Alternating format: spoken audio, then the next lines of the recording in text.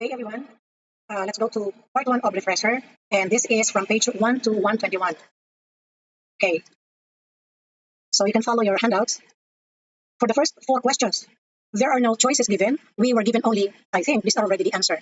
That's why we have to find the question. It means that we have to give the definition because definitely, if the answer is compressive strength, then what is it? So it was defined, I'm sure of that, and then you were given choices. Ganun naman, di ba, sa board? Similarly, same with tensile strength, fatigue, and impact.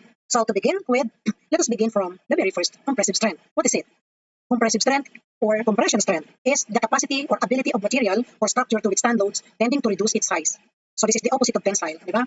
Okay, if you are this material and you are being compressed by the force applied going down, and of course your whatever, this is table or the flooring reacts another force going up for equilibrium, definitely napitpit ka, di ba? So you are being pressed, therefore you are subjected to compression or compressive stress. That's the difference between strength and stress, okay? So you suffer compression or compressive stress because you are being compressed. You are the material. What? If you have that ability to resist this compressive stress, then you have or you possess compression or compressive strength. Very easy, di ba? Similarly, the lower part, the lower structure is same, subjected to compression forces, and therefore this will suffer compression or compressive stress. So if it is good enough, meaning it is strong enough to resist the compressive force without fracture, without rupture, without crushing, therefore this material has a compressive strength. And one thing, going back to structural engineering, the best material that is very good in compression strength is concrete. That's why we always define this. We compare this with steel and other construction materials. Okay. For number two, sabi nga natin, this is the opposite of compression strength. This time, it measures the force required to pull something such as rope, wire, or a structural beam to the point where it breaks. The tensile strength of a material is the maximum amount of tensile stress that it can be subjected before failure. And we learned that steel is very good material for tension. Hindi siya basta puputok na ganito. This is just a rope, but this can be related also to tendons or other materials, construction materials. So this is possible to happen. Exaggerated nga lang kasi this is just a rope, and rope is not made of steel, okay, and hindi made of metal. But it is possible that we have a strand of metals we call tendon. Pwede rin namang single bar yan. It can be smooth or deformed. O kaya ganitong mga bagay na kung saan we try to apply tensile force so that we will be able to test if it is strong enough to resist the tensile forces. Just like compression, the force that we apply here is tending to elongate the body. So pwede siyang mapatid, kagaya nito, o kaya mag-yield siya that is similar to the lower diagram. Okay. Madali, ano? So compression strength is just opposite to tensile. Another is fatigue strength. It is the capacity of material to withstand fatigue. Nakakaranas na kayo ng ma-fatigue, ma-over-fatigue. What happened to your body when you experience over-fatigue? Halos magkasakit ka o talagang magkasakit ka dahil na-overstress ang iyong body. Okay? So, if we'll relate it to material, tingnan muna natin ang figure para madali natin ma-appreciate ang meaning. So, kapag ka nadurog na halos, nababasag na, nagkakrak niya na, so it is almost failure already. Failure because nagkabasag-basag na, but if it's concrete, baka hindi pa naman buong beam masisira, nag-crash lang somewhere kung saan naka-direct applied yung force mo. Okay? So now let's go to the definition. First, we'll talk about fatigue. When a stress is repeated a great number of times, repeated application of stress or force, the strength of the material may be drastically reduced and ultimately cause failure. So, masama yung ulit-ulit na repeatedly pounded, no? Repeatedly applied force. Para bang mga kalye, no? These are repeatedly acted upon by the tires, by the wheels of trucks, etc. That's why you'll notice that we regularly maintain the roads at saka iba pang mga materials. So, fatigue is defined as progressive fracture under repeated loading. Fatigue, it means the stress at which a material fails under repeated loading. What is common to the different definitions? Repeated loading, the stress that is developed when the material is subjected to repeated loading. Okay, so what is fatigue strength? Therefore, it is the ability or capacity of material to withstand the fatigue or repeated loading. That's all. Okay. Number 4, impact strength, the ability of material to resist impact load. Ano naman ang impact load? Impact load is defined as sudden application of load. Sudden means yung bang hindi siya gradually put. For example, this is gently put on your material, no problem. But if it is abruptly applied, okay, especially if it has a certain distance. So malaki yung kanyang impact. That's why the word is used. So pag sinabi natin impact strength, the ability of material to withstand impact load. And of course, the force that creates the stress to the material is impact stress. So magkaano-ano mga yan. Actually, when you sudden apply a certain force that will create bending to material, therefore there is that possibility na mag-bend yan, and therefore a certain portion of your beam may be subject to compression, the other side tension. Okay? So kung paulit-ulit ang iyong application of force, fatigue may occur. But because you are applying the load suddenly, as in abrupt application of load, it may not be repeated load, then we call it impact. So please try to relate one with the other kasi it's easy naman to differentiate them. Now let's go to the next question, number 5. Study daw, study elastic limit, proportional limit, working stress. So how many? 1, 2, 3, 4. So ang question number 5, there are additional 4 questions to be defined. Okay, so let's go to the first. Ang unang word dito, una to be studied is elastic limit. Define muna natin. It is the greatest stress to which a material can be subjected such that it returns to original dimensions when the force is released. Okay? Another, if the load is increased progressively in small increments and then released after its increase in stress, a stress value will be reached at which the wire or material does not return to original length after it has been unloaded. At this point, the wire has been stressed beyond its elastic limit. Well, this is not actually the definition of elastic limit because this is beyond. Okay, this is just to compare elastic limit and beyond elastic limit. So in the diagram, okay, this actually summarizes the two regions of stress strain diagram. If you remember, meron tayo ditong a certain point, okay, from zero origin to a certain point proportional limit. Ito yung region na tinatawag nating elastic region, which means that a certain body, when you apply force to it, it will be stressed. And because it is stressed, there will be strain. And the stress is proportional to strain, or the strain is proportional to stress. Anong meaning? This obeys Hooke's law. Kaya lang, a little above the proportional limit is the elastic limit. Yung bang greatest stress nga, so para magbumalik siya sa dating yung anyo, if you release the load, you apply to the material. So meaning, yung proportional limit at saka elastic limit, magkadikit lang yan. Yung elastic limit nasa dulong-dulo niya.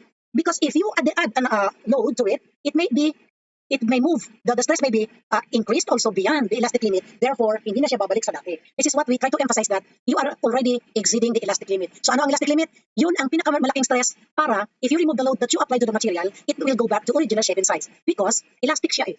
Limit nga lang. Hanggang dun ka lang. Okay? Because beyond that, you will experience yield. Okay? So I hope you still remember the stress strain diagram because there are in fact 3 points that you can see here. Actually, isang malaking point lang yan. Hiniwa-hiwalay para makita niyo yung kalagayan ng proportional limit, and then elastic limit, and then yield point. And then because above the elastic limit, it is already considered plastic region. Anong meaning ng plastic region? Stress is not proportional to strain anymore. Kahit hindi ka magdagdag ng stress, baka nag-yield na so hindi mo na siya babalik. You can no longer return to its original shape and size. So, therefore, the material incurred already appreciable deformation. It can be elongation or shortening, bending or whatever, okay? So that's number 1, elastic limit. Let's go to the next. So letter A, let's go now to letter B, plastic limit. Okay, plastic limit. There are 2 things that we have to remember as far as plastic limit is concerned. Meron tayo kasing dalawang bagay. Now, what we're talking about is engineering materials, of course, construction materials. Okay? Kaya lang, you can relate this also to soil. After all, soil is also a construction material. So, let's discuss 2 things. Okay, kanina, ibalik ko lang dito kanina, sabi nga natin, this part is already plastic region.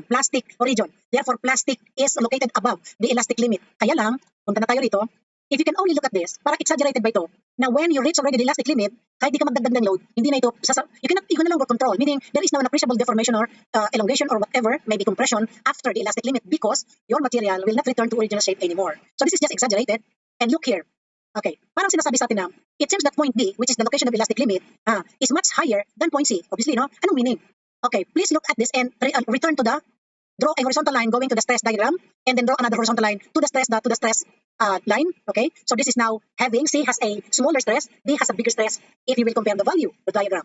Ano meaning? Kapag nag-exceed ka na sa elastic limit, kahit bumaba pa ang load mo, o kahit di ka magdagdag ng load doon sa material mo, there is that possibility that it has yielded already. Okay, so now let's go to plastic limit. The plasticity of material begins from above the elastic limit to the ultimate strength. Ultimate stress, meaning beyond ultimate stress, it will start to fail already. Ayan. So, pagdating dito, we don't like anymore what will happen to material because necking na siya if we're talking about too much stress. Naabot niya na yung maximum, ultimate na nga ultimate stress. So, look at this, there are definitions actually here. What is the ultimate stress point? Ultimate. Therefore, pag sinabi natin plastic limit, nandun ka sa ultimate strength point or stress point. Okay? So, if you are to go back to the definition, greatest na naman, oo, kasi nandito ka sa plastic region. The greatest stress to which a material can be subjected such that beyond it, the material will start to fracture. It is also the point of ultimate stress. So, madali, no? Plastic limit for construction materials. Alright, now, there's another. Kasi kaya ko binakuran dito, there is now a divider, the red one, because this talks about beams and all, similar structures, construction materials. But on the right, this talks about soil. We have also a plastic limit in soil. Look here. Meron tayong different states. Meron tayong solid state, soil in semi-solid, soil in plastic state, and liquid state. Madali naman siguro maintindihan, no? Pagka ngayon ang lupa mo ay nasa liquid state, ano yan, mud? Yung bang kapag nagbabagyo, no, yung baha mo ay nangingitim, surely because it is not pure water, it carries with it mud, lahar or something. Kaya nasa liquid state siya. Yun. Sobrang daming tubig. At if you can save that in a bowl, sobrang dami naman ng tubig, exaggerated. But a certain amount of soil or volume of soil can be in liquid state already. The moment na saturated siya, mas basang-basa ika nga. Nasa plastic state siya, if you have developed para bang clay, it's like the laruan na clay ng mga bata that you can mold to different shapes. Alright? So, kapag nasa plastic state ka, basa siya, medyo mas maraming tubig kaysa semi-solid. Ito kasing semi-solid, nabasa lang yung solid na yan, not necessarily plastic. So, the definition of plastic soil is that you can roll into 3 millimeter thread. Yan ang definition, and then the reason why we are trying to conduct soil test. So, if you have experience conducting soil testing, then, o kaya naka-witness kayo noon, then, tapos ang ating problema sa plastic limit ng soil. But technically, we have a definition also. Plastic limit for soil, the moisture content in percent at which the soil, when rolled into thread of 3.2 millimeter or 1/8 inch in diameter, will crumble. Okay. Plastic limit is the lower limit of the plastic stage of soil. And etc. etc. Never mind plasticity index. This actually moves closer to technical matter for geotechnical engineering. Sa bandang left, as you can see, this is just repeated because just to emphasize that this is elastic, stress strain diagram showing the two regions. And ang gitna nila, boundary is elastic limit, alright? Sa baba, okay, gusto ko lang ipakita yung itong limit plastic strain, try to imagine, kasi this arrow here, the ordinate represented by y-axis, well, it is where sigma is plotted. What is sigma? This is the symbol of stress. What about Fy? This is also stress, kaya lang, this is normally for steel. Ngayon, on the x-axis, kanina stress di naman nagbago, pero sa x-axis is strain, hindi rin nagbago. Strain is designated by epsilon, so no problem. Okay, however, look at the green color now. Okay, this is the elastic limit point. Beyond that, beyond means above it, there are now two possibilities. Aakyat, pag ganyan, habang nilalaki mo yung stress, lalaki din ang strain, but it's no longer proportional. Same with this, kaya lang ito yung ideal natin, yung engineering stress strain diagram. We talk about stress strain diagram engineering because this is the one that we use in the analysis. If this is true, doesn't matter. Okay, we are safe because we are taking a look at this one. So what? If you look at this arrow, this dotted line here, this is the location of plastic limit. And beyond that, it will already start rupturing, failure. So it means that it may not be very, very the topmost, the peak, maybe in the drawing, but it doesn't matter. Because as for me, if this is the plastic limit, then this must be the location of ultimate. So forgive about if it is not drawn perfectly to scale. So kung naintindihan naman yan, no problem anymore. But let us just wrap up that there are two types of plastic limits. Meron tayong plastic limit para sa construction materials such as structural materials, beams, columns, whatever.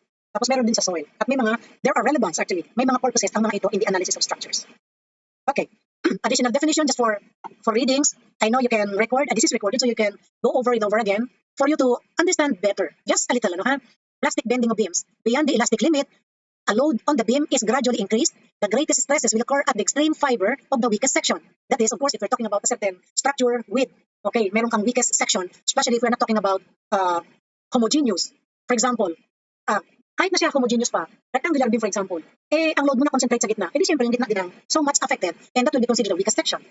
Or it may be at the splitting point, the shear, maximum shear location, na pwede mag-split yung beam mo, pwede mag-crack and then split. Those are the weakest section of your structure in the beam. Okay? These outer fibers are said to be in plastic state.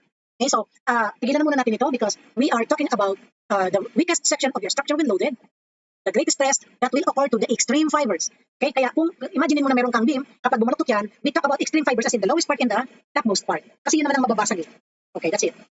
So, etc. etc. Additional reading material, and this shows that ito yung nasa proportional limit tayo. Elastic region, dito, lower yield, but this portion is already the plastic area or plastic region. Don't worry about kanina curve. Why now horizontal? Not a big deal for now. We are just analyzing that this one, there is now a proportionality of stress to strain. This one may be not proportional, not anymore proportional. Okay, so that's the only thing that we want to express. So for those of you who have experienced design, those of you who attended the design religiously, you will remember this. Ngayon kung hindi naman, at ayaw mo ma-stress, forget about this. So this is just showing to you the two regions of your I-beam. The upper region above the neutral axis is subjected to compression. The lower part is subjected to tension. Kaya meron kang compression to the left and then to the right. Representation lang siya. Kasi kung parang compression, at isa lang ang direction mo, pwede parehong pakaliwa. But the other one is tensile. So anong ibig sabihin? Let's now compare this material to this. If it is bent this way, bent. Okay? So this is already bent. Imagine that this is compressed. Therefore, this is now representing the upper part of your structure here. While the lower part of your beam is subjected to tensile. Therefore, naunat naman siya. Okay, so yun lang naman. So for now, that's all. No need to memorize all these things because these are for structural engineering. Okay, next, proportional limit. We always keep on saying stress strain diagram. Kanina, in-emphasize natin yung malaking circle dito, which is now segregated into the 3 points. Sabi ko nga, ang pinaka-boundary niya is elastic limit. A little below the elastic limit is proportional. A little above that is yield. So below the elastic limit, elastic region. Above the elastic limit, plastic region up to ultimate strength. The location of your plastic limit. Right. But going back to proportional limit, this is the greatest stress that a material will sustain without deviation from the linear proportionality of stress to strain. And this obeys Hooke's law. Ulitin ko lang, this is the greatest stress that the material will sustain without deviation from linear proportionality. Wait. Paano naman yung elastic? Yun ang maximum limit yun. Hanggang doon ka lang papayagan para nasa elastic region ka. Elastic region ka. Babalik ka pa sa dati mong anyo when you release the load. Okay, but this is the safest one because sabi ko nga, the proportionality point and elastic limit point are on the same point. So parang hiniwalay lang natin para makita mo na, konting titik na lang, elastic limit na. So yun. So with this actually is another way of explaining na ito yung elastic region, ito yung plastic region, ulit-ulit, and emphasis, pagka lumagpas ka sa A, ang A mo ay elastic limit, magkakaroon ka na ng deviation. Yielding. Dito, mag-yield man, ops lang. Bakit? If you release it from the load, it goes back to original shape. Okay, last but not the least, one more thing, in addition to the definition a while ago. Okay, this is Just to explain the diagram, the same definition. Ito yung proportional limit, ito yung yield point, nasa ngayon sa elastic limit, and dito sa gitna. So, makikita mo na yung sa gitna na yan, boundary. Ayun lang din. Kaya, kapag nagkaroon ka ng movement, deviation, from a certain point like elastic limit, o kaya ang pinaka-basehan natin is proportional para safe tayo. Sabihin ni paring Robert Tuve, no? So, from this point, okay, draw a line parallel to this, ito yung pinaka-permanent set, yan ang deviation. Yun ang yield. Kung bakal yan, nagkaroon ng yield, naunat o na baluktot, yan ang movement niya sa nagkaroon ng strain. Okay? So, additional diagram that will explain to you the regions. Okay? Plastic behavior, elastic behavior. So, ito nga sabi sa natin, it can be curved, it can be a combination of different curves, it can be flat, okay, but not the same as this straight line. Okay, last but not the least for this item, the stress to which material may be safely subjected in the course of ordinary use. Meron pang additional. Working stress is defined as the actual stress of a material under a given loading. Ano pa? Maximum safe stress that the material can carry, this is already allowable. So, ang working stress is actual stress. Kung nilagyan mo siya ng load, nagkaroon siya ng stress. Oh, so yun ang working stress. Dagdagan mo load, lalaki pa man lalo ang stress, working stress pa rin. Subalit, if you keep on adding the load, the more stress that is developed, lagot ka if the stress goes beyond the elastic limit, it reaches the ultimate. So magpatakot ka. You do not keep on adding load just for the sake of, okay lang yan, working stress. Okay, dagdagan pa ng load. Okay lang yan, we are taking a look at working stress anyway. But remember, meron tayong mga allowable. Ang sabi ni code, your stress, for example, ang concrete mo, pag dinesign niya ni engineer, as in F prime C or FC is equal to say 27 megapascal. Oh, hanggang doon lang yan ha. Kapag hinigitan mo yan, magpa-fail na yan kasi dinesign siya para dyan lang. Another, if you are if the engineer specified the steel, for example, A36, ano meaning?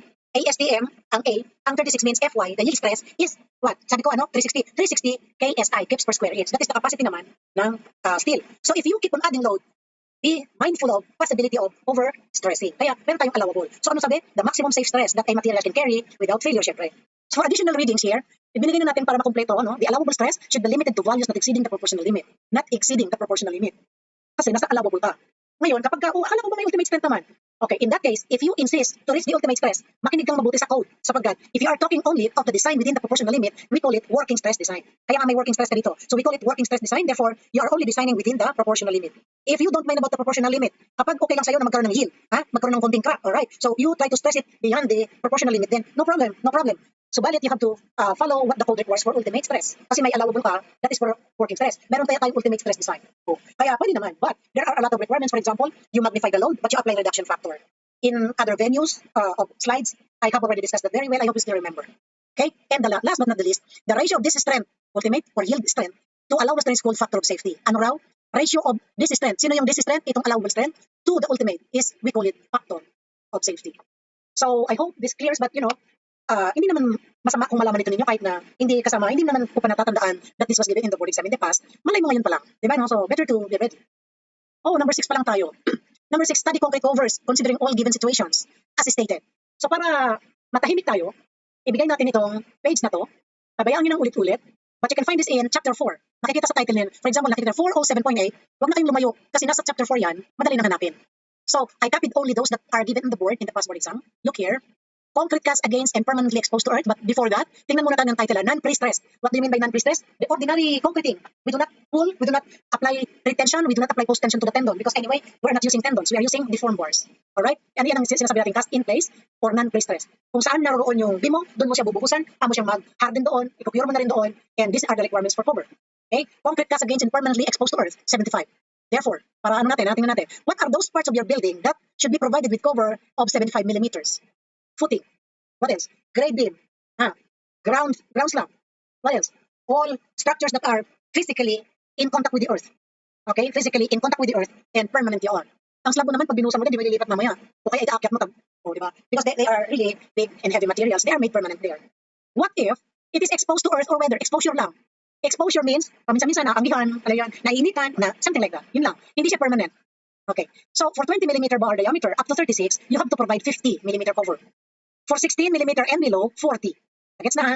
So, kailangan alam natin yung structures that are submerged or permanently in contact with the earth. At alam natin yung minsan-minsan naaarawan, naiinitan, naaanggihan, something like that. Ito yon. At saka yung maliliit na bakal. Ayan. In addition to that, concrete not exposed to weather. Not in contact or in contact with the ground. Meaning safe siya sa loob ng bahay. Meaning, if we're talking about second floor slab, na hindi siya naaarawan, hindi nauulanan, hindi naaanggihan. Therefore, we're talking about this. So for slab, 42 and 58 or larger, you have to provide a cover of 40, but 36 millimeter bar and below, 20. Slab lang yan ha. Paano naman yung beam at column? Okay, for beams and columns, basically 40, you provide 40. Okay, ngayon, kapag shells, folded plate, 20 millimeter diameter or larger, 20, etc. So basahin na rin sa precast. Kasi hindi nagkakalayo yan. Okay, so yan. For precast. But in the board exam, based on the files that we have, ito ang madalas na binibigay. Itong nasa left. It's not bad to see also the pre-stress or the precast. Ano ba yung precast? These are done off-site. Okay, off-site. I-deliver siya ready for installation. Okay, so there were questions in the past like this. Practice tayo. The minimum concrete cover for slab on fill. What? Siyempre, 75. Why? On fill. Another question. What is the minimum concrete cover of cast-in-place columns not exposed to weather? What's your guess? It's not so complete. It is not mentioned whether it is in contact with the ground. So, wag tayong mag-assume. Since it is not mentioned, we will just assume that this is protected. So, what is the minimum concrete cover of column not exposed to weather, not in contact with the ground? 40. Another question in the past board. Why should rebars have concrete cover? To prevent rust. So, the cover here will depend upon the situation. Hindi ka basta po pwedeng maglagay ng cover without knowing saan ba yan naroroon. Is it in contact with the ground permanently or exposed to weather or it is protected from weather? Okay, so another question in the past board. Minimum cover for concrete permanently exposed to earth? 75.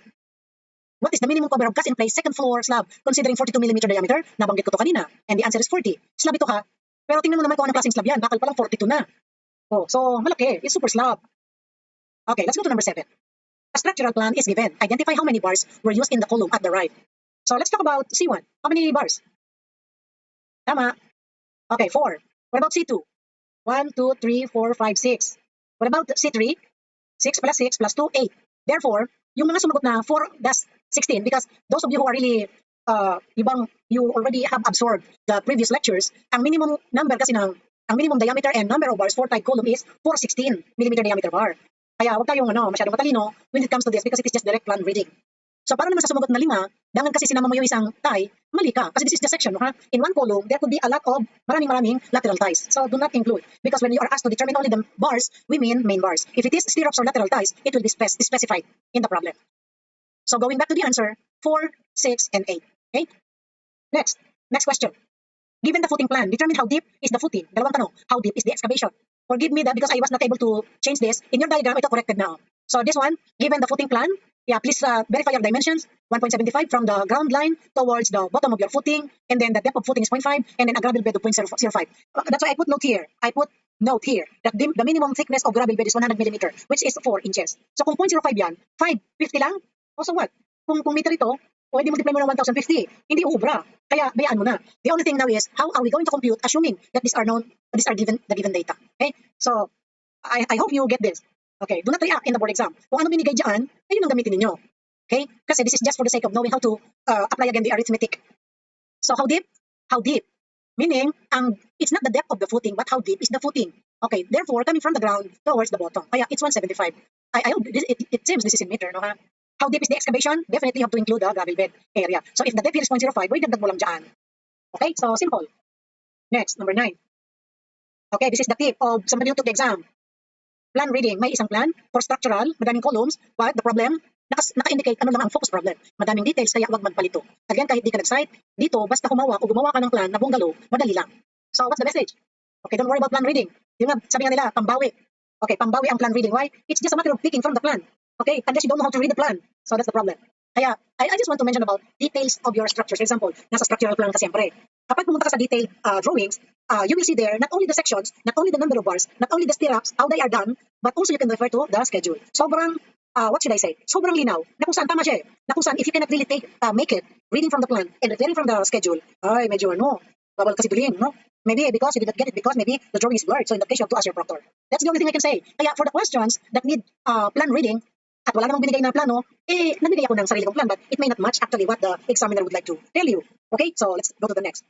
So the same drawing, because if you refer to your diagram, to your handouts, it seems there's no problem. I mean, there's no drawing. So what I did, I referred to this footing. Given the plan, determine how many main bars were used. So if this is the same as the problem in 8, then, o kaya, kung hindi man, sorry, pero we need to read the plan. So we have to have a plan. At dahil sabi ni Tipster, you don't need to worry about plan reading, pwede magbilang ka na lang dito. Tingnan yung problema. Tingnan nyo na ngayon ang plano. How will you count the number of bars if the drawing is as messy as this? Oh my goodness. Hindi mo alam kung may top bar o may bottom bar o pagkaka-drawing lang. So, if you will refer to this drawing only, you cannot answer the question correctly. Bakit? This is the top bar and you don't know how many there are along that line. Tapos, alam mo yun, if you have bars on one direction, there's another bar in this direction. Hindi pwedeng pag lang yung slab. Kasi nga slab may top bar eh. Nakaganyan siya oh. Okay, so I hope you understand my point. Therefore, please read the plan correctly. If you cannot read it, if you cannot count the number of bars in the plan, elevation like this, syempre hindi mo makikita lahat. So you have to refer to the plan. So, look at the plan and the elevation. Pagdating sa kumpletong list, nasa schedule. Even the spacing there, the sizes, the distances, even the cut bars. Promise. 11. Given the foundation plan, schedule of footing and columns. Ayan ang mga tanong. These are not choices. Oh.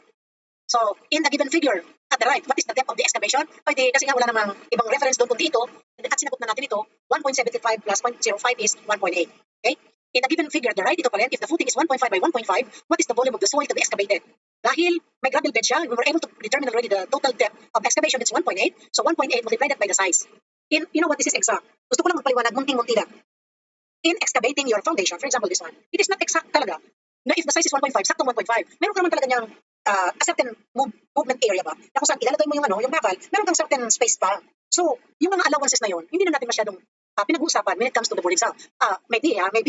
What is the standard? Kaya lang, ang standard lang naman yan makatungtong ng isang tao para iayos yung bakal na ilalagay mo sa ilalim. Especially if the excavation is a little deeper. Alright? So, yun lang. C. Determine the number of bars and size used in the column. Incomplete details because, as I've told you, there was no given data as far as the size of the column is concerned. Kaya, even the number of bars we cannot determine. If you look at the drawing here, it seems there are 2. Tama? Pero hindi totoo na dalawang bakal lang yun kasi the minimum bar of the tide column na nga is 4 na agad. And you cannot assume whether this is the minimum tide column. I mean, the smallest tide column. You are not sure. At wala ka ding idea, there's no information para masolve mo ang mga tanong na ito. Kaya, no worries. Plan reading only. Look at the details and look at the schedule. Letter D. Determine the number of stirrups used per interval of 50, 80, and alright. So, direct count from the plan also. Incidentally, we're talking about foundation plan. Schedule of footing and column. Paano nabanggit dito ang stirrups? Stirrups are for beams. So, I would like to think that there is a grade beam o kaya tie beam because those are part of foundation. Okay? So, no worries about plan reading. You are going to directly count from the figure. Next. This is just continuation.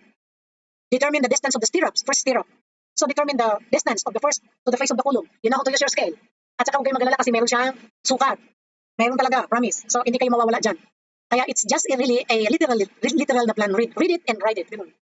F, if the column is 0.3 by 0.3 by 3, compute the volume of concrete. So, babalikan mo ngayon ito. Ito pala is square. Square. So, therefore, going back here, 0.3 by 0.3 by 3. So, 3 ang height. What's the volume? Oh my goodness, if you cannot solve for the volume, malaking problema yan. Kasi, it's just a volume computation. So, be careful only looking at simple arithmetic. G, compute the volume of concrete for a trapezoidal footing. Give example. So, since we have no plan again, nagbigay tayo dito ng simple example. This can be assumed to be like this. Kaya ka nagkakaroon ng trapezoidal footing is because one column here is bigger than the other because the bigger column carries more load than the smaller. It's obvious. So, yan ang dahilan. But anyway, how do we compute for the volume? Unahin natin i-memorize ang area ng trapezoid. Ito yun, A plus B, multiply it by half of L. Ayun lang. Or this one. A plus B, divide mo ng 2, multiplied by L. Same. After solving for this area, just multiply it by the thickness. Tapos ka na. So, this is the thickness. Ito. Itong thickness. Ito. Therefore, meron kang width, maliit ay malaki. I-add mo yung maliit na width. Pagka-add mo, divide mo ng 2, tapos i-multiply mo ng total length. Okay, total length. Saka mo multiply ng thickness. One thing you should remember that we are talking about volume here, which must be expressed in cubic unit. Kaya ang thickness mo, huwag mong asahang metro-metro ang laki niyan. Yes, maybe this one. Maybe 0.6 meter, 1.2 meters, maybe this is 2 meters. Oh, pero ang thickness mo, huwag mong asahang metro-metro din yan. Kaya just be consistent with your unit. The thickness must be converted to meter, okay, if it is in millimeter. And everything should be expressed in meter cube. O kaya millimeter cube, as the case may be, because it depends on the choices. If the choice is expressed in millimeter cube, you have to convert everything in millimeter. Okay, so that's it. Next, the main bars for cantilever slab are located where? At the top. Meron bang reason? Cantilever de. You know that cantilever beam or slab are those structures fixed in one end, free at the other end. Therefore, there is the tendency of deflecting on the free side. At pababa yun, obviously, because of the load. So, the upper part is subjected to tension, and this is a part weak in weakness ng concrete yan. So you need steel there. More steel, in fact. Although you need also steel at the bottom, but more steel, the main bar is located at the top. Okay, next. For one-way slab, the ratio of the longer span L to the short span B is, so if you remember this, so this is taken from the definition that we have already discussed before. Perhaps the closest. Look here. If there are two things that you can remember, short versus long, kapag ang MO is the ratio, if you divide short by the long, it must be less than 0.5 to make it a one-way slab. Okay? But the question is longer divided by the short. So long divided by short must be greater than 2. Kaya lang, there's no greater than 2 in the choices. Ito ang pinakamalapit. Wala tayong choice kundi pumili ng tamang sagot. Therefore, we have to choose the closest. Okay? Number 14. For two-way slab, the ratio of the longer to shorter span is, this is the answer. If again we have to divide short by long, it must be greater than or equal to 0.5. But if you have to divide the long by the short, as it is required in the question, it must be less than or equal to 2. Therefore, hanapin mo ngayon yun. And the closest answer is A. Okay, so please take note of some comments para hindi na, big deal sa amin to, big deal. Hindi pwedeng paano kayo nagsakto kaya? Paano kung nagsaktong 0.5? How will you treat it? One way or two way? So we have to be very strict about computation.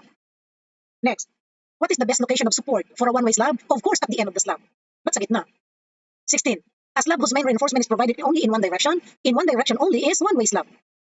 A slab whose main reinforcement is provided in both directions, two-way slab. I hope you still remember ha, one-way slab, there are only two supporting beams. O kaya kung may apat na supporting beams, mag-compute ka. Short divide by long, is it less than 0.5 or greater?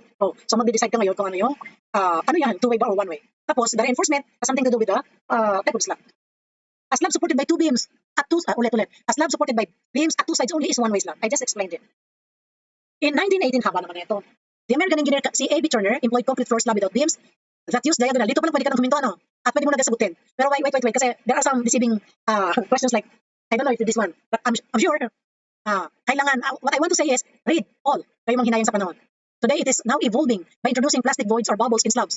This new technology drastically decreases the weight of the slab and allows for 55 feet slab span, etc. Ako yung tinatamad, ano? Slab weight is decreased by 35. So matipid. In other words, this particular new technology is very useful. Okay? And what is the slab? Totoong flat slab. So sabi ko nga, may kwento kasi. Kung maganda naman kasi you will see here that this particular new technology is really decreasing in terms of cost. I mean, less costly. So wala siyang supporting beam on the column flat slab. Okay, there are now different types of slabs that we have. For 20, what is now, from the figure ba, what is A? Obvious ba, waffle slab? Next, 21, what is B? Obvious ba, apat ang supporting beam niya, two-way slab? 22, what is C? Obvious ba, there are only two supporting beams, one-way slab. And 23, no beams. Excuse me. Okay, so, ito ngayon kung gusto niyo pang summarize. For summary, A, B, C, D. So, I know you know it. The figure above is post-tension slab. Bakit naman? Nakita mo yung mga tuwerka nyo. Okay, the steel bars are made this way. At bakit pinakaganyan? Para paghatak mo, it will create a bit of camber. Para maunat siya, the tendency is to lift the slab up. Para kapag dinaganan mo naman, because it will in the long run carry load, the deflection will be minimized. It is a flaky layer of hardened but weak hydrated cement and fine aggregates, which began as a milky layer on the upper surface of the concrete mass during the curing process, which was caused by excess amount of water used in the mixture or by too much vibration. Anong tawag dyan? It's C. Next question, what is stress? At ang magandang tanong, what are the different kinds of stresses? Eh, dami ito, no? Okay, so stress muna. There are three definitions given to us. Force per unit area as defined by NSEP. Internal resistance or reaction of an elastic body to external forces applied to it as defined by Ferdinand Singer. Stress is the pressure or tension exerted on a material object as defined by Merriams. So, different authors, they have different meanings but they mean the same. Ito na yung kinds of stresses. Axial can be compressive, can be tensile. So, internal force developed in a material along the axis. It can compress or stretch the material. So, pag sinabing axial, we don't know whether it is going to stretch or to shorten the body. But basically, compressive stress is an axial stress, but this is more specific. And so with tensile. Alright? So, ang dalawang to, axial stress yung dalawang yan. Next is shearing stress, produced when one part of the body slides the other part. Okay, so continuation. Bearing stress produced when a material is acting perpendicular to the other material. One in contact perpendicular. So you can imagine a column to the footing. If only you can separate the two. The column is in contact perpendicular with the footing. That's if they can separate. Okay. Torsional stress, from the word torsion, it produces twist. Okay. Flexural stress is the same as bending stress because this tends to bend the material due to the applied load. Thermal stress, from the word thermal, it has something to do with the temperature. Therefore, this stress is produced due to increase or decrease of temperature. These are the illustrations. We have axial stress. It can be tensile like this. It can also be compressive like this. This is shearing stress because one tends to slide past the other. This is single sheared, double sheared. Ito yung pwedeng mapunit.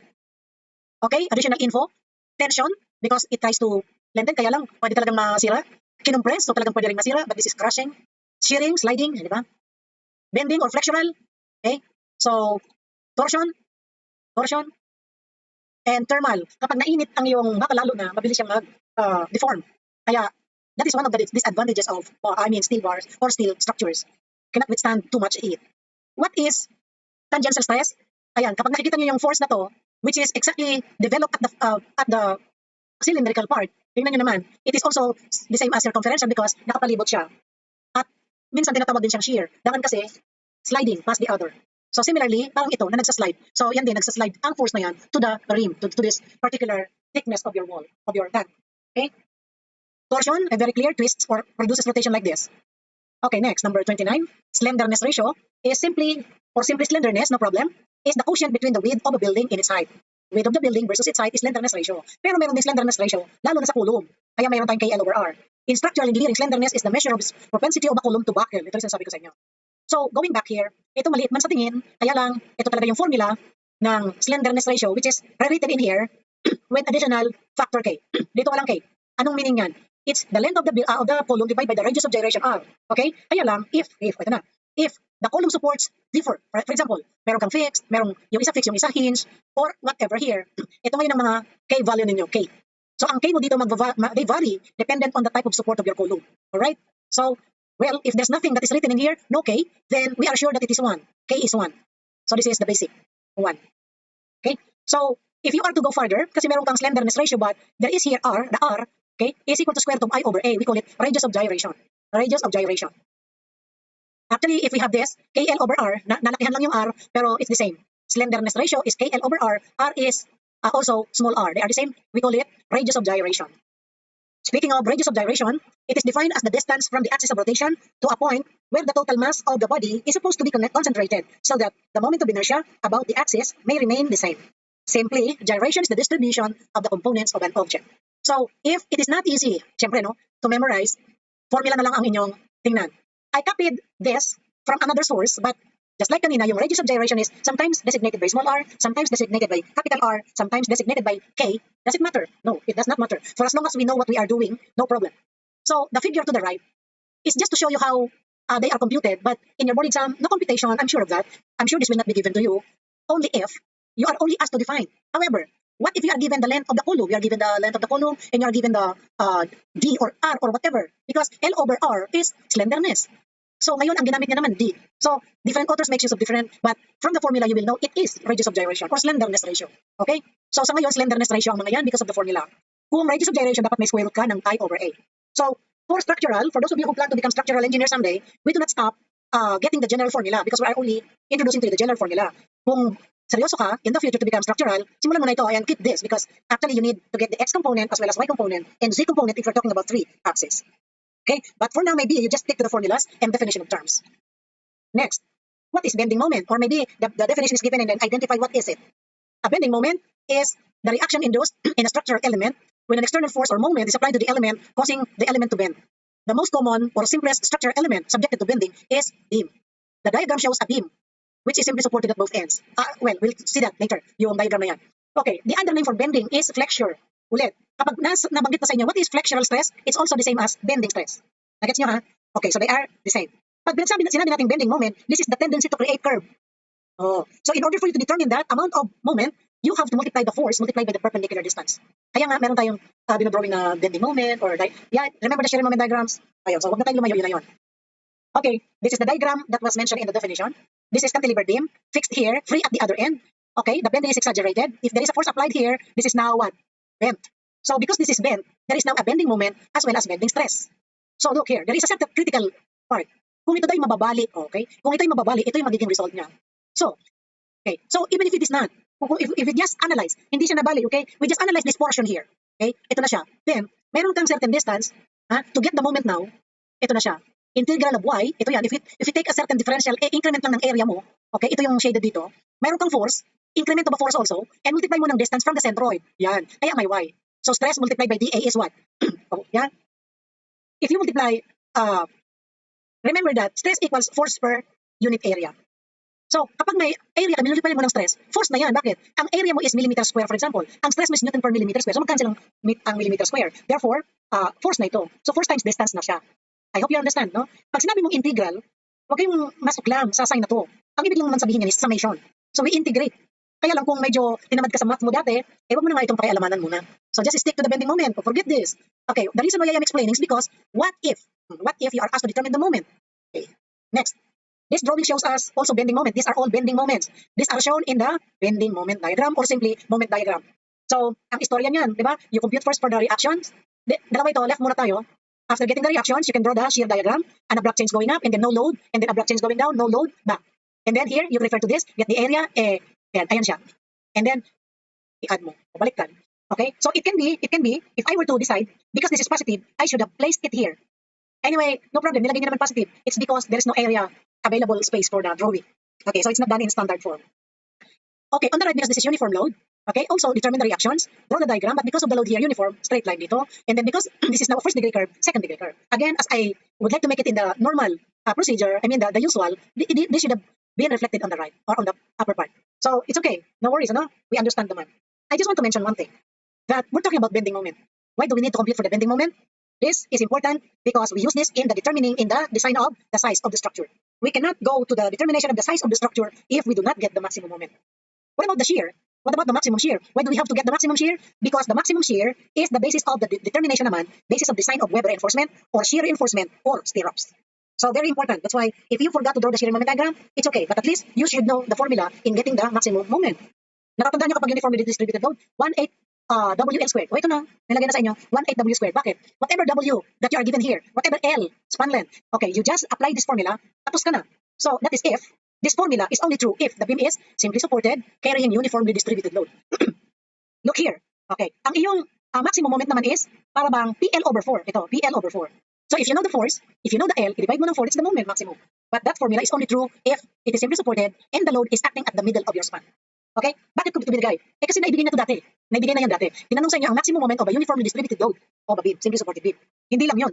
It was also asked before, what is the maximum deflection of this? So, na-discuss ko na yan ng ibang slides. Kung may panahon pa tayo, pag maaalala ko mamaya, I can give you that, why not? Next. When is a system statically determinate? A system is statically determinate if the reactive elements can be computed using the three equations of static equilibrium.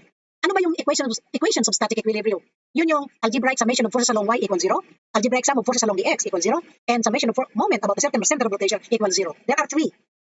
That was discussed in mechanics, that's why I know you know it. Now, how do you compute or how do you determine if it is statically determinate or not? Kapag statically determinate, kagaya nito, simply supported beam o kaya overhanging beam, bilangin natin ang anode. Dito, there is only one reaction because this is a roller. Kapag hence, there are two components, kaya ilan na? Tatlo. Bilangin mo how many reactive elements? Tatlo. Bilangin mo ilang available equations? Tatlo. So the difference is 0. This means that if the number of reaction components equals the number of equation of static equilibrium, ibig sabihin statically determinate. Yun lang. Why? What about this? Is this statically determinate? Yes, it becomes statically determinate because of the hinge here. Bakit? You can cut it there. It's like a hinge. So when an internal hinge is cut, there will also be two components. And then this is only roller support. Therefore, 1 and 2 becomes 3. Okay, and 3. This is constant. Therefore, statically determinate. Once this is known, you will be able to compute this already because this is known na. Dalawa na lang ang unknown mo. Okay, ganun din dito. Kahit na may internal hinge ka, you don't have to cut because this per se is already determinate. It is like this one. Okay. 33. What is section of method or method of sections? From the word method of section, you try to pass a plane or section, sectional view. Section mo ang structure mo. The cross section is like that. Okay, so I'm sure. Literal din, ha? It is a process used to solve the unknown forces acting on members of a truss. The method involves breaking the truss down into individual sections and analyze each section as a separate rigid body. Okay, you remember this? Okay, ito ay isang truss na kung saan you might be asked only to determine the bar force of this member o kaya ito o kaya ito. So, alinman, kahit isa lang ang tinatanong dyan, the rule is cut mo. The maximum number of members that you can cut is 3. Okay? Huwag ka puputol ng 4, hindi mo masosolve. Hanggang 3 lang. Bakit? Kasi 3 lang ang equations of static equilibrium. So once this is cut, forget about the other half, tapos solve mo na. Use the free body diagram of either the left or the right of the cutting plane, of course. And apply what? Okay? Apply equations of static equilibrium. As it is said here, you better use left of cutting plane AA. Salamat matalino.com because you have a nice diagram. Another section method way, kunyari you are asked to determine this, kahit na nagputol ka ng more than 3, it's okay provided that if you get this one if you use this as center of moment, itong dalawang ito makikidaan sa point. Ayun. Kaya, dalawa na lang ang problema. So that makes it determinate.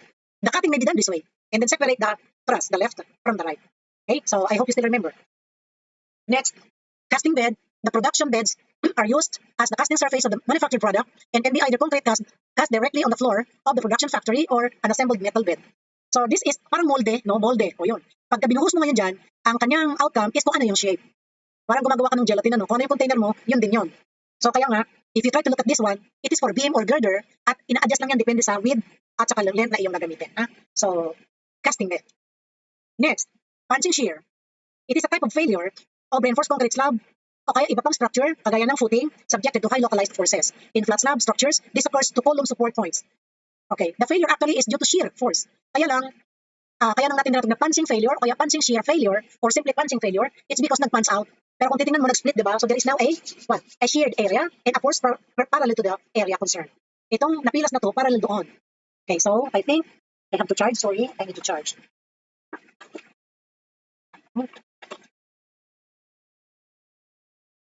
Okay, let us continue. What is the purpose of retaining wall and how does it work? It is a structure that holds back soil from building or structure. Okay, so it supports different levels also. Kakita na tayo ng retaining wall, kaya nga it is called retaining wall. This is an example of retaining wall, excuse me.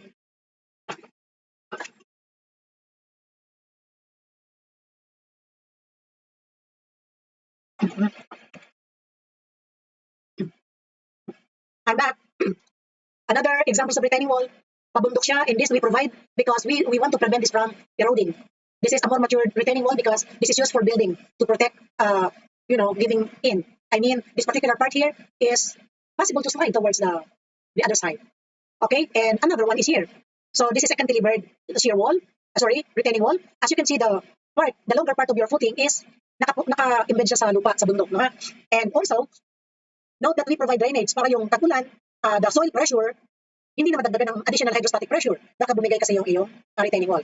So this is the dual purpose. Decor na, diba? Landscape na, saka retaining wall pa. So there are a lot of types of this. Pwede mo siya makita rin sa mga construction of roads, lalo na sa malapit sa mga bundok. Okay? These are the functions. Retaining walls are used to hold back masses of earth or other loose materials where conditions make it impossible to let those masses assume their natural slopes. Such conditions occur when the width of excavation, cut, or embankment is restricted by condition of ownership, use of structure, or economy. For example, in railway or highway construction, the width of right-of-way is fixed, yes, and the cut or embankment may be contained within that width. Kaya kung limited ang space mo para sa mga slope protection, mag-retaining wall ka. Similarly, the basement walls of the buildings must be located within the property and must retain the soil surrounding the base. Kaya even your buildings, they have retaining walls also. Saan naroon yan? Doon sa pinaka-basement, sa ibaba, sa mga lower level, alam niyo yun. So, luckily now, they are converted to parking areas. Next, what wall is used to protect different levels? Retaining wall pa rin. As we defined a while ago, retaining walls are relatively rigid walls used for supporting soil laterally so that it can be retained at different levels on the sides. Retaining walls are structures designed to restrain soil to a slope that it would not naturally keep, typically steep, nearly vertical or vertical slope, or nearly vertical slope. So, nasa mga bulubundukin o kaya literally para sa mga buildings natin which are basically vertical. This is the one I was talking about a while ago. Now we are building here. Maybe there is a proposed widening of your road. So kailangan mo dito maglagay ng retaining wall para hindi bumigay yung iyong lupa. Okay, so much about it. Let's go to the next. Sheet pile. Okay, so as you can see, how do you imagine now? Can you imagine how they are done and why they are provided? It is because we have here a huge excavated area. So if somebody has already built his property somewhere here, it protects actually the soil from eroding towards your excavation. Sheet piles walls are used to support excavation for below-grade parking structures, basements, pump houses, etc. So permanent steel sheets are designed to provide a long service life. Okay, so practical. Okay, so I think if you have bought a property with already a neighboring existing building, bago ka mag-excavate dyan, maglagay ka ng pile para hindi siya bumigay. Kasi pag bumagsak yun, nag-crack siya, gastos mo yan. Another pile is butter pile. What is it? It is positioned at an angle like this. Shall be used to transfer inclined load and horizontal forces. Freestanding butter piles are subjected to bending moment due to their own weight. Okay. Butter pile is in loose fill or consolidated deposits may become laterally loaded due to settlement. So, maraming situation. Pero makikita mo ito sa mga excavation din. Okay? So, in yung common, you will see this in drainage, excavation for drainage. Okay? 40. A structural member whose function is to transfer the load from building safely into the ground is footing. Okay, footing. It is the depth below groundwater multiplied by the weight of water, hydrostatic pressure. Okay, nasa ilalim to ng lupa, depth nga, below, the depth below the ground. O, nandito siya. Kaya lang, there is also the possibility that hydrostatic pressure is also acting here. Okay, madalas pa nga, dito yan eh. Pero meron din namang pressure coming from below and it pushes your structure up. So, bukod sa hydrostatic pressure, may uplift pressure ka pa coming from soil. What do you call the upward force acting on spread footing? Uplift pressure. Ulit, the uplift pressure may be taken from hydrostatic or soil pressure. Forget about this computation. Next, what causes the upward force that acts on footing? Water in soil. What causes? Ano bang dahilan nun? Water pressure o kaya soil pressure. Hydrostatic pressure coming from water and soil pressure. Okay. So other definitions are here. 4.4. What needs to be done to the footing dimension to reduce soil bearing pressure and enlarge the size of the footing? If the footing is already existing, what is the term used to enlarge the footing? Retrofitting. It is the ultimate bearing capacity divided by the factor of safety. However, in certain situations, usually on soft soil sites, large settlements may occur under load foundation without actual shear failure occurring. In such cases, this is based on the allowable settlement. Ano siya? Allowable bearing capacity. So ultimate bearing capacity divided by factor of safety is allowable bearing capacity. Pinahaba pa eh. The top part of the footing is in compression or tension? Compression. The bottom is in tension. What do you call the act or process of enlarging an existing foundation? Yeah, I said this already, retrofitting. Okay, you can retrofit actually, you can increase the length. Provided, look at this, magdadagdag ka ng bakal, magdadagdag ka ng size ng konkreto. Anyway, maybe this has relevance also. If the uplift threats the foundation, we can retrofit by adding new footing, increasing the dimension of existing foundation for having more foundation weight and soil weight, and or decreasing the uplift potential of foundation by embedding the vertical component of new lateral porter. In many cases, widening the footing is the simplest solution. If you've got a 16, and never mind, this is just a tip. Okay? Kung meron kang 16 daw inch footing, increase ka ng 32, okay na siya. Ayan. Pero what is more important is, you can increase the dimension of existing foundation. We call it retrofitting. If retrofitting is not possible, may meron tayong underpinning din na ginagamit para tumibay din ang foundation. Pero that's different actually. This is another way. Ito na. This is underpinning. Underpin. So, siguro nagkaroon ng sira, nag-cave in, nagkaroon ng fault, or lumindol, whatever, lumambot ang lupa. Alright, so, ang issue dito is basta gusto mong i-improve, i-increase ang dimension and strength of your foundation. And do that. Underpinning ang tawag dyan, pagka ganito. Next, if the project is located in steep ground, what type of foundation would you recommend? Well, I have here a comment, it depends. Bakit? Kasi not because it is a steep ground o kaya sloping ground, undelivered agad. So, let me give you this. Patawad but you have to choose. Kasi isang tanong ito, hindi pwedeng dalawa sagot. But I tell you, for us, there could be two possible solutions. Pwede naman talagang cantilevered, pwede naman talagang isolated. Look at this. This is a sloping ground. But we can provide single footing or isolated footing. Isolated yan. Kailan cantilevered? Ito, isolated pa rin. Kaya lang dahil elevated itong part na to, meaning there is a sloping ground, naglagay siya ng strap. Pwede, parang lang yan eh. Ito naman, ito yung ground. Ito yung papunta ng bundok. Okay, naka-cantilevered siya. It's like the retaining wall. Pero sa footing, pwede rin mo naman gawin to. Na naka-ganon siya. It's like a wall footing, a cantilevered wall footing. Pwede. In fact, look at this. There is a cantilevered wall. So nakasuksok yan sa lupa para pag nadagan ng lupa, there is a less tendency to overturn. Next, if a project is to be constructed if a project is to be constructed on a converted farmland, what foundation is recommended? Farmland. Okay, I have a comment here. Depends on the soil investigation result. Nakikita ko na itong question na to napaka-unfair sa amin. Pasensya na, I'm just giving my comment because hindi ka pwede pumili lang dito mga anak ko. This is converted farmland. We know that if it is farmland, malambot ang lupa dyan, agricultural eh. Paano naman nga kung itong farmland na to pala yan na yung may tubigan, may irrigation, lalo malambot. Pero, if that is the situation, malambot ang lupa, floating foundation agad, mat foundation agad, yun pala, yung project mo bungalow house lang. So you cannot just tell. It depends upon the project and it depends upon the soil. Okay? Kubo lang pala tatayo mo, mat footing ka. So that is very expensive for you. Therefore, let me tell you this, na kapag nagkakaroon tayo ng mga construction of buildings, alamin mo kaagad kung anong klaseng building yan. If it is a school building, kahit na 2 stories pa lang yan, you are required by code to conduct soil investigation. Therefore, the result of soil investigation will give you if you need to provide mat, footing, o grid footing, o kaya dapat ka ba maglagay pa ng piles. Kasi malambot eh. So if it is a school, what if it is not just a school building? It may be mall. Ay di lalo nang dapat ka mag-soil investigate. I'm sorry, but it depends on the type and size of the structure. It is multi-story building, 1 story, is it a hospital, school, what? So, but if you have to choose, ayaw kasi mag-choose kasi hindi ka talaga pwede. Excuse me. Aching. Alright. So, kung pipili kayo na, next, if a project is to be erected on stable ground, ito magkasundo tayo sa stable ground. Medyo pwede na sa isolated footing. Ngunit, acceptable ito, pero kapag malalakihang structures yan, project ano kasing project yan? Baka kasing project mo Skyway, MRT7, ipagkabibigat ng structures mo dyan. Kaya, alamin mo kung project, at parang yan ang awa. Isolated nga ito kasi, to my mind also, sige, it may be just a small or medium building, kapag medium rise na, hindi basta hindi ka basta mag-decide. We have to design, promise. Okay, we have to design.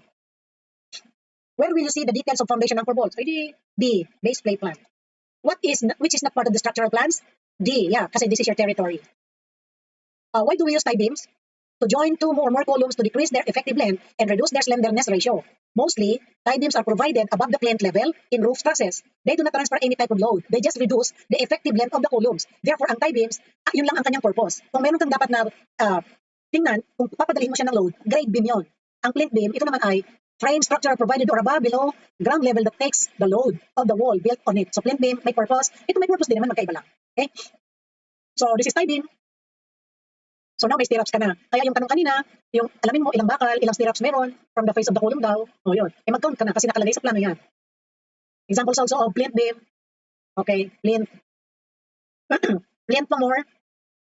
So these actually are additional purposes. Salamat, Amity University. Prevent leaking of water into foundation, provide support for walls, hold the house together. So in a way, it has strength to hold together the house. What happens to the footing when it is starting to deform? Well, For a residential project in Rizal with relatively sloping ground, what is the most appropriate structural support? Ano raw? Isolated or cantilevered? Cantilevered footing is also acceptable. Sabi ko nga sa inyo kanina, isolated footing is okay, cantilevered footing is okay. Tingnan nyo naman yan, wall pa man din yan. So, kapag wall footing, para mong sinabi na, it looks like a retaining wall, a cantilevered one. So, dalawa na, no? Na-question na, may dalawang posibleng tamang sagot. Okay, so based from the given drawings. Well, you are mature enough to decide for yourselves. Next. Sorry. Nasaan na tayo? What is the main factor that determines the strength of concrete? Na ito naninig mo, water-cement ratio. Water-cement ratio. Ito lang tingnan natin ng konti. May ano meaning ito? This is water-cement ratio. This is content. Ano to? Cement. Okay, so kapag lumalaki ang water-cement ratio mo, okay. No. Here. Sa number 1, ito yung content niya. Ito yung strength versus the water-cement ratio. Take a look at one point here. Itong point na to, ang laki ng strength kasi nandito siya. Strength ito eh. Pero ang liit-liit ng water niya. Punta ka sa gitna. Ito yung strength niya, itong water niya. Ito. Pero dito ka, ito lang ang strength niya, ang laking water. Ano meaning nun? Okay? The more water, the weaker. The lesser water, the stronger. Yun lang. A36 steel is the most common type of steel alloy. What does the number 36 mean in the A36 yield? Alam niyo ba kung ano ibig sabihin ng A? ASTM. ASTM. This one is the yield stress, but this is in ASI. So just convert if you want to get it in megapascal because we are now with SI unit. This is English unit, so better to memorize both. Ito ngayon yung code. Ito yung code na. What is A36 steel? A36 steel is a structural billet steel for structural application. A36 is material grade and designation defined in ASTM A36 o kaya /A36M -08 standard, etc. So, where can you find this? In NSCP there is, meron din sa ASTM book. So, kung nakanilo ba yung, pag meron kang NSCP, ang dami nito mga 3 pages. Ang may bigay sa exam 2. Ano kung pumili ulit doon? So, please look into this one. Ha? Another additional info. Look here, yield point in KSI, 36, in megapascal, 250. For A36 yun na, ayan na. Yan. Additional info. So, ito ay taken from ASTM also. Basa-basa rin kung may time, ano. So, ito yung mga specifications. Ito, minimum ito. Kaya huwag nyo i-memorize kasi allowable ang inyong dapat i-memorize. Allowable.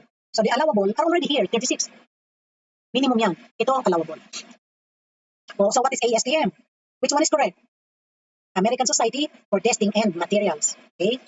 The ASTM standard specs for carbon structural steel, this one, A36. Ayan na naman. Inulit lang ano. Yan. Next, the ASTM standard specs for general requirements for rolled structural steel bars, plates, shapes, and sheet piling. What? There you are. Also taken from NSCP. This is now the specs for general requirements for rolled structural steel bars, plate. Kanina sa carbon steel. Ngayon, iba naman, rolled structural steel. Next, the ASTM standard specs for structural bolts naman. Steel, heat treated, minimum tensile strength. Ano? Okay, also designated by this. It can just be name A. Ito lang, pwede na to. Pagka naibigay sa'yo, A36, A6, A325, yun din ang meaning yan. Redundant nga ito. Kaya lang, di mo na ako may prepare ng exam. I cannot change. And in fact, even the specs make sure na maliwanag. So, what I'm saying is, in the plan, you don't have to write everything. If you put A325, nagkakaunawaan na tayo dyan. Next, identify the figure at the right. Ano daw yan? It looks like T-beam. Sana matanong ganyan lang, 64. It is a beam usually made of structured steel with 2 horizontal flanges connected by a vertical web at the middle. Ano siya? I-beam. So, kung walang I-beam, siguro wide flange. Kasi, yan lang naman may 2 flanges at saka isang web. Tension and compression zone of I-beam. I-beam yan. Kita mo ba? I-beam, yes. So, it depends. The answer should be it depends. Tension zone is at the bottom, below, if it is simply supported, and definitely, it will bend this way. So, it is compression zone naman at the top, if, so, paano na lang kung cantilevered yan? Paano kung cantilevered? Look at that, cantilevered. So, the effect now, because of its weight, it will deflect downward. So, where is now the tension zone and where is now the compression zone? Therefore, for the type of question like that, mag-ingat din sa pagsagot. Kasi it depends upon the figure. If the figure is given, madali kang pipili. Another, which part is in tension? Is it the top or bottom? O, see? So, nagbabago siya, depende sa situation. Therefore, if it is simply supported beam, the tension is at the bottom, but compression sa top. But if we are talking about cantilevered, ang tension part niya ay nasa top, compression naman sa ilalim. Oh, yan, binaliktad lang, compression, So, you can have more of this. Okay, you can have more of that sample if you want to.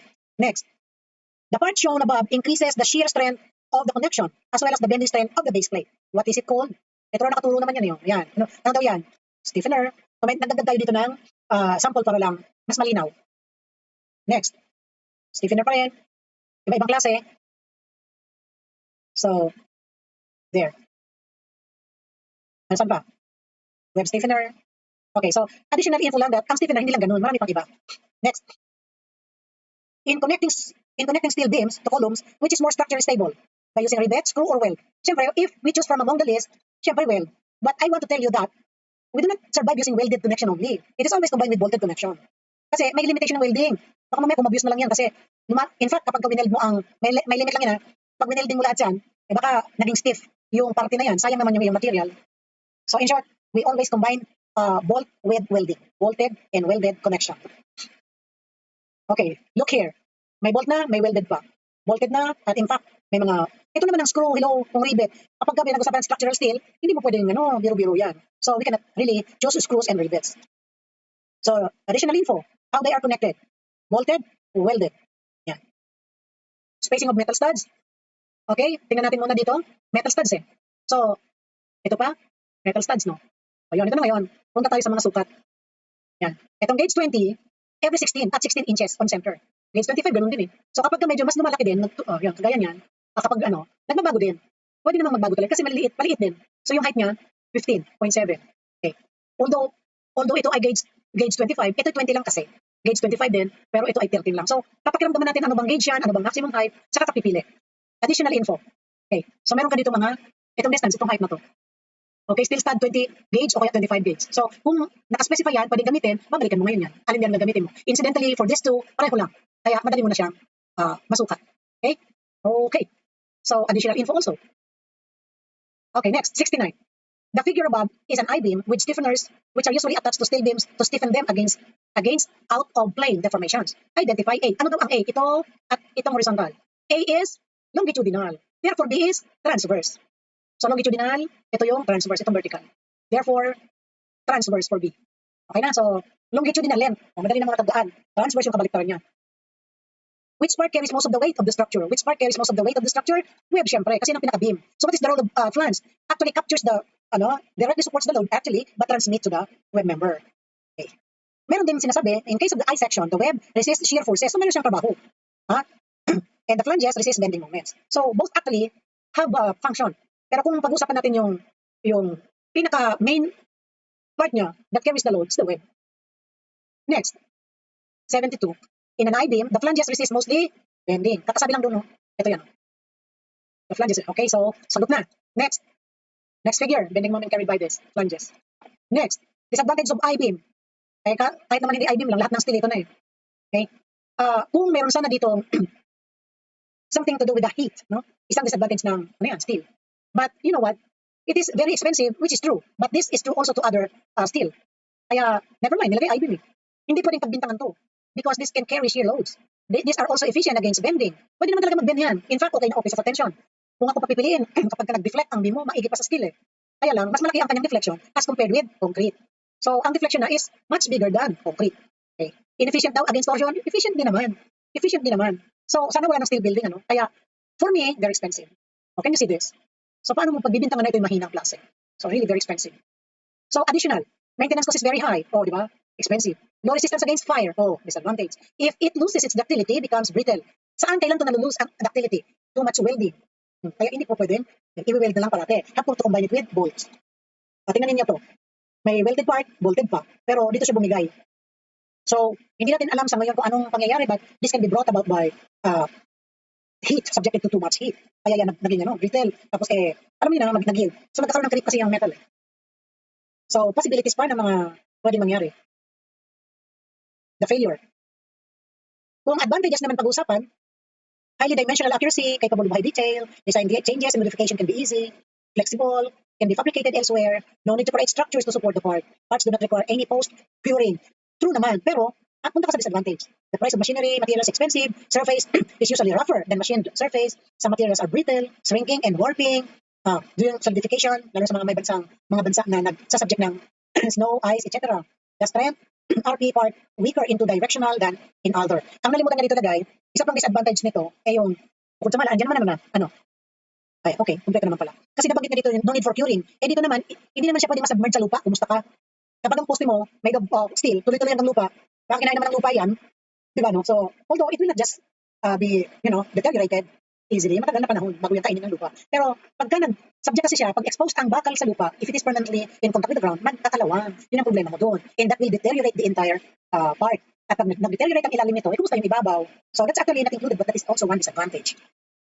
Next, the horizontal part of an I-beam is called plans. What do you call the vertical and diagonal members of truss? Web members. Space frame, three-dimensional frame, kagaya nito, kagaya niyan. Yan, kagaya niyan. So, ito yung kanyang advantages. Why we consider space frames? Eh naman kasi, hindi lang three-dimensional nga eh. So, hindi lang X, hindi lang Y, may Z ka pa. So, yun ang mga connections ng truss members mo. At bukod sa maganda na, ito, elegant pa, light, economical. These are the advantages. A large beam that supports secondary beams. Girder. Next, a horizontal structural member that carries or supports other, usually smaller, horizontal structural member, girder pa rin. Okay, so beams, which one is girder? Malalaman mo, especially for kung sana yan, kahoy, ang dali mo malalaman girder yan kasi nakapatong yung beam. Pero sa concrete kasi, magkaka-monolithically poured, therefore, malalaman girder siya kasi wala sa kanya nagkikerry kundi columns na. Oh, so yung beam na kinikerry ng isa pang beam, yung nagkikerry ng girder. Okay, so look here. The beams and the girders. Alright. In reinforced concrete beams, which portion is under tension? Naulit na naman nakakapiko na, Sabi ng it depends, di ba? Okay, beam. Alin daw ang tension? Depende sa beam. Kung ang beam mo ganito, nasa ng tension, nasa ilalim. Pero kung ang beam mo ganito, nasa ibabaw. Okay, so be observant about this. Ayan na, dami-daming situations. Ito, may mga supports sa end. Kaya kapag nag-bend, ang taas compressed, ang ilalim tensile. Pero kapag cantilevered, ang lahat ng ibabaw, tensile, ilalim compression. A simplified way to get the economical width of beam is less than column. Hindi laging 1/2. Pero meron din. Pwede rin kasi ito, but not always. But it is definitely less. Look here. Ito yung top view. O yun. Mas maliit ito kaysa dito. Ito rin naman. Ito pala yung kanyang side. Yung top, ito yung kanyang elevation. Okay? Ito pa. So, ang beam is always smaller than this. Okay na, ha? At what part of reinforced concrete beam would you allow pipe service hole to pass through para sa utility purposes? Yan. Sample. Gitna ng beam. In reinforced concrete beam, which portion is under compression? Ulit. So, ulitin na rin natin. Depende. Okay, depende. Ito ngayon, may top, bottom, okay. Meron ka dito, ito yung compress sa ilalim, ito yung compress sa ibabaw, compress sa ilalim. Okay, so, kung titignan mo itong guhit na to, kitang-kita mo yung deflection nito. So, not so obvious but there is, na hindi dapat yan baliwalain. Given a single supported beam 6 meters in length, in a room with clear headroom of 2.4, what is the clear floor to ceiling height? Meron kang tip. Use now D equals L over 16. The answer is this. Bakit? 6 over 16, idagdag mo yung headroom. 2.775. Okay, dali no? Discuss now different loads. Siyempre, dead load, permanent loads, weight of materials, and permanent loads. Live load, movable, transferable. Impact, sudden application or abrupt application of load. Wind load due to the wind pressure. Earthquake due to the earthquake load. We also call this seismic load. Hydrostatic pressure due to water or other liquids. Soil pressure from the soil. Snow load, wala naman tayo niyan. Pero they exert load also. Kaya nga ang mga bubong sa mga countries with ice ay nakaganito steeper than our roofing. Naman kasi pagka nag-accumulate ang snow doon, mabigat.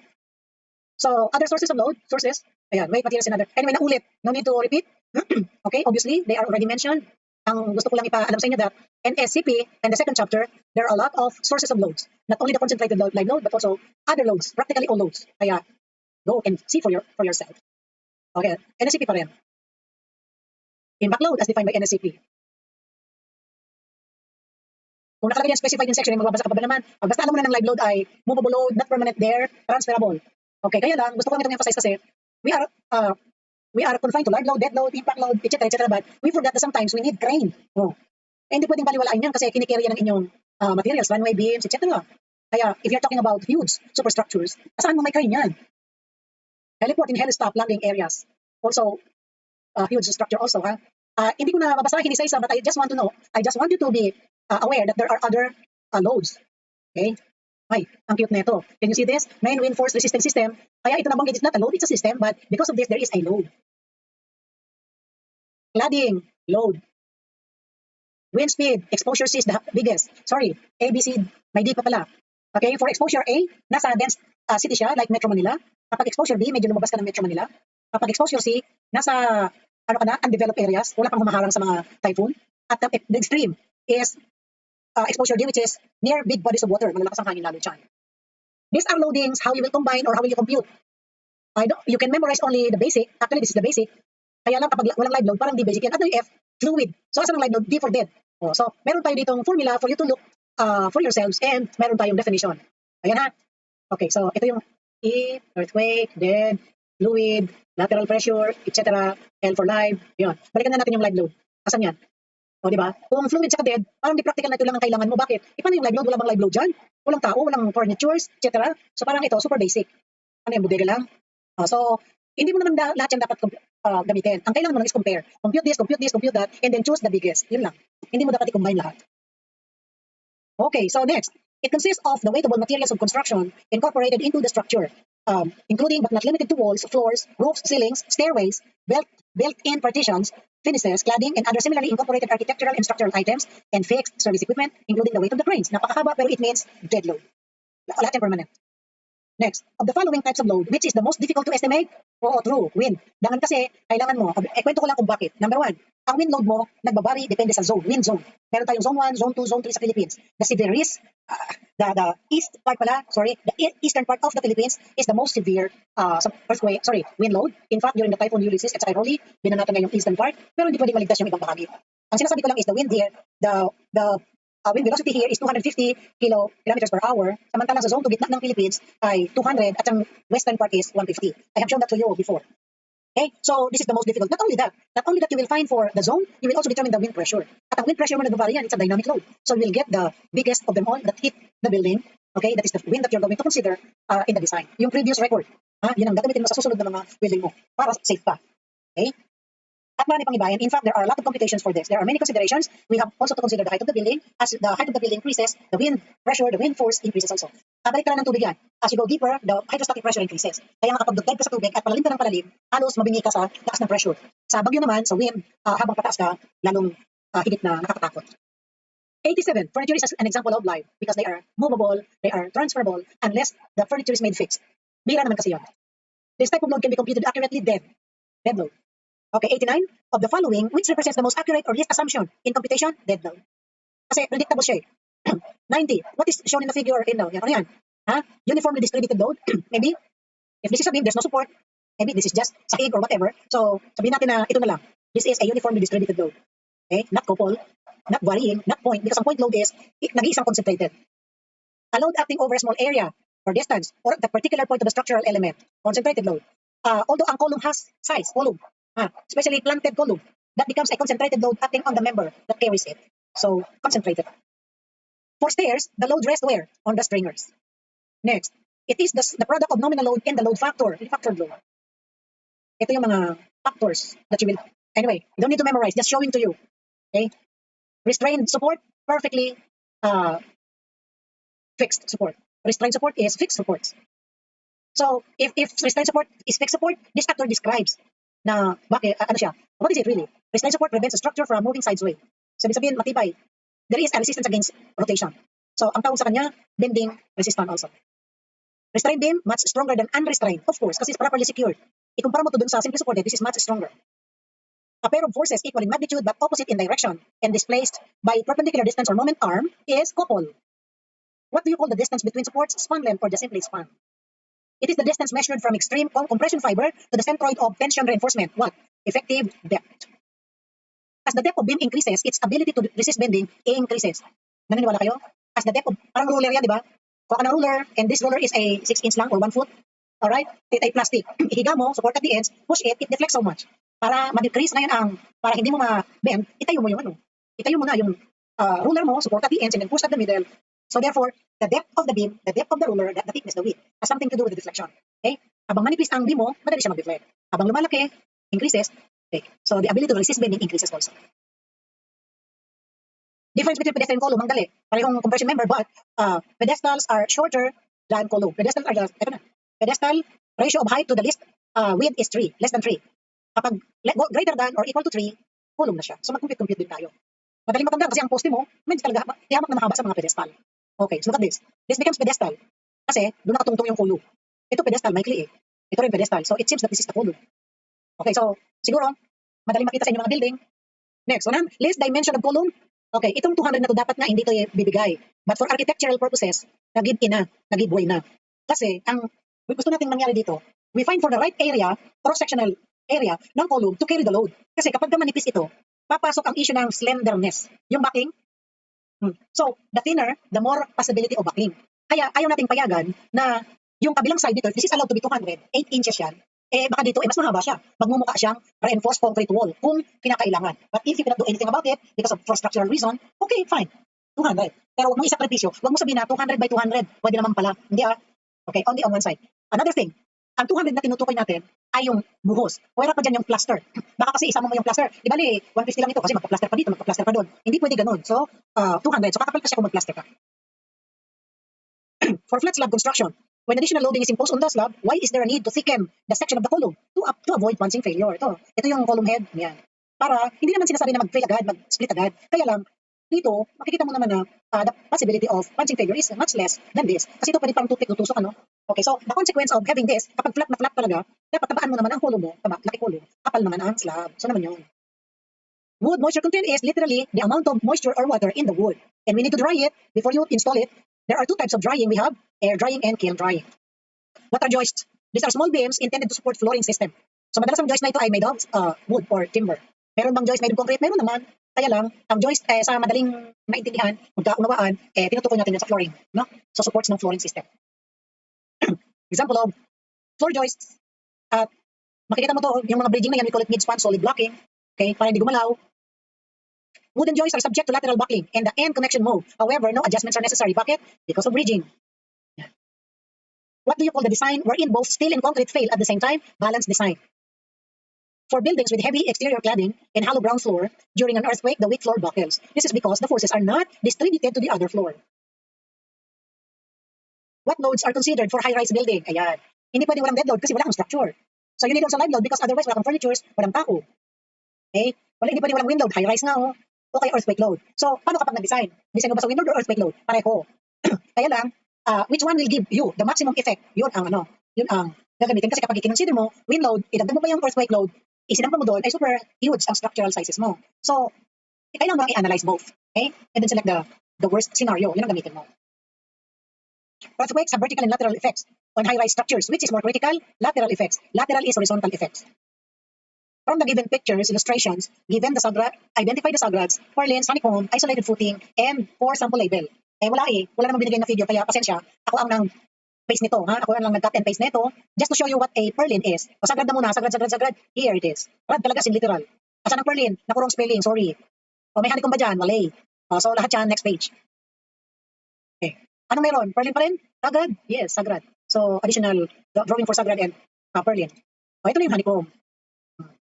So, pwede talaga magkaroon ng honeycomb. Kaya ayusin mo ang paghalo. That's why, in mixing, sa mixing pa lang ng concrete, may requirement ka na. Hindi pwedeng napakaraming tubig. Hindi naman pwedeng wala ng tubig. So, iwasan natin ito. Kailangan, you follow the ASTM requirements in the mixing of concrete, including the sizes of aggregates and the amount of water cement. Okay, isolated footing is here.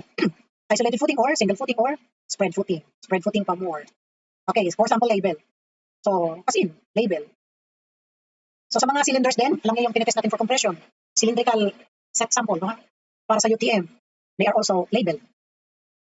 Identify different symbols, structural plans, and analyze them. Provide a sample for simple structural plan and teach students how to read and analyze. Parang may insulto lang tayo kapag dinamihan pa natin ito because this is similar to plan reading. Sa structural, hindi kagaya ng ibang courses na ang daming mga symbols. Dito kunti lang. Tingnan mo naman, ang I-beam, ganyan pa rin. Ito, para sa welding. Ito yung kung saan mo i-weld. May fillet weld, may hindi fillet weld. Kapag dalawa yung arong ganyan, o dalawang locations din. Ito na. Yan ang mga symbols. So, you can just, this is groove, pero may fillet weld. Alright?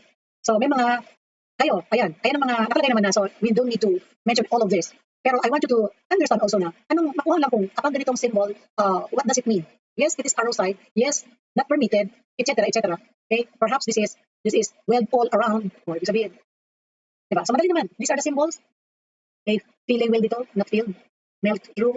So, very, very cute symbols na pwede ninyong magamit. Ito lang actually, sa welding symbols lang medyo mahirap. Pero dito, it's just a matter of looking at the side shape. So, wala ka namang ibang ibibintang pa dyan. What's this? What's that? Okay, so, ang dali, super dali. Okay. Wala namang symbols sa bakal. Yan lang, bakal mismo, i-draw niya. Malabo, I cannot really give you a whole structural plan. Kasi laki-laki ng plano. Mareduce. Pag na-reduce naman, hindi na mabasa. So, I advise you to really look at a real plan ang tagal pa ng panahon niyo para tumingin noon at doon, medyo basahin niyo yon, especially second floor. Illustration for example, this is second floor. Okay, so ano mga symbols? Ito, ano yan? Kitchen. Mas alam niyo nga yun, kayo nga nagda-draft yun eh. So, actually, our symbols are yours. Kaya, no problem. How can we determine if the existing slab is structurally sound if there's no data? Kailan nangyayari ito? Kapag nakabili ka ng isang building na dati na siyang ginamit for years, tapos eventually nag-decide ka gagamitin for your business. So hindi mo alam kung dati ano siya, what occupancy was it before.